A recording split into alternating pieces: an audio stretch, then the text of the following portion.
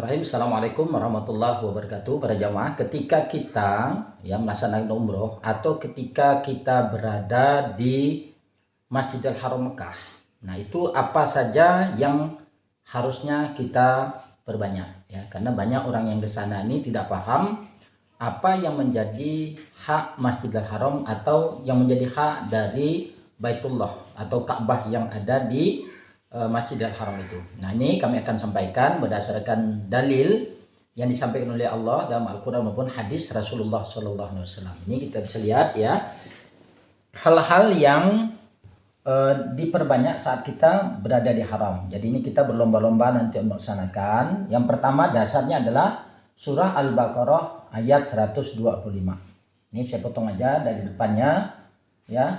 Wa ahidna ila Ibrahim wa Ismail, dan telah kami janjikan kepada Nabi Ibrahim dan Nabi Ismail antahira, agar mereka berdua mensucikan rumah kami, antahira baiti lit-taifin. Jadi bagaimana cara mensucikan rumahnya Allah atau Ka'bah itu? Yang pertama adalah lit-taifin, dengan memperbanyak ibadah tawaf. Ya, ibadah tawaf nanti akan kita sampaikan. Tawaf itu bagaimana caranya, kemudian tawaf apa yang harus diperbanyak, kemudian wal akifin, memperbanyak itikaf ya. Itikaf, apa itu itikaf? Yaitu berdiam di masjid. Kemudian war ruka'i sujud, memperbanyak ruku dan sujud. Apa makna dari ruku dan sujud ini? Yaitu memperbanyak melaksanakan ibadah sholat yang fardu dan juga yang sunnah-sunnah yang dianjurkan. Kemudian demikian pula dalilnya dalam surah Al-Baqarah, surah Al-Had ayat 26. Nanti boleh dibuka surah Al-Had 26 ya. Perintahnya kurang lebih sama ya. Wa id bawwa'na li Ibrahim, dan kami telah tempatkan untuk Nabi Ibrahim makan al-baiti, tempat di Baitullah, alla tusyrik bi syai'an, dan telah kami katakan kepadanya Nabi Ibrahim agar tidak menyekutukan kami dengan, atau tidak menentukanku dengan sesuatu apapun.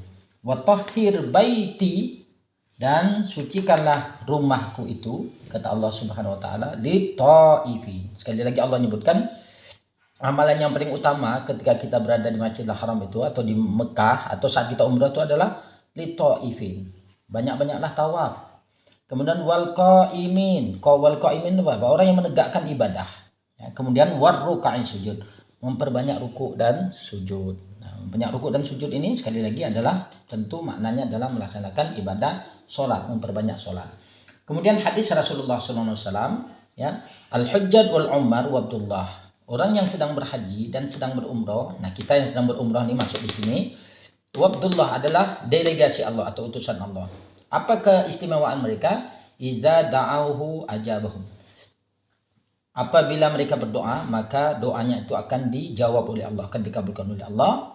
Wa inistaghfiru ghafara lahum, dan apabila beristighfar memohon ampun, maka mereka akan diampunkan oleh Allah. Jadi ini amalan yang harus kita perbanyak ya pada saat kita melaksanakan ibadah umroh, terutama pada saat kita berada di Masjidil Haram. Kemarin sudah kami sampaikan bahwa umroh itu hanya sebentar saja, amalannya cuma ada dua saja, yaitu tawaf dan sa'i.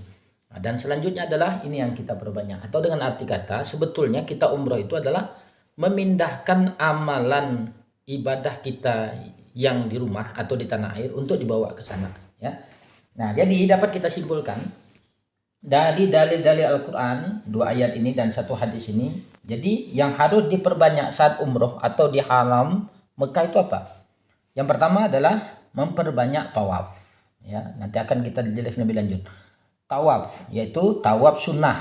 Jadi karena tawaf itu nanti ada beberapa jenisnya. Ini yang kita maksud memperbanyak tawafnya adalah tawaf sunnah.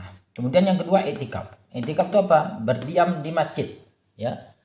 Berdiam di masjid. Kemudian yang ketiga memperbanyak ruku dan sujud, yaitu memperbanyak sholat baik yang fardu maupun sholat-sholat sunnah. Ya, terutama makanya nanti kita latih nih yang fardu, yang sholat-sholat sunnah ini kita latih. Kemudian memperbanyak ibadah. Ya, memperbanyak ibadah nih misalnya dengan membaca Quran, berzikir ya, dan lain sebagainya.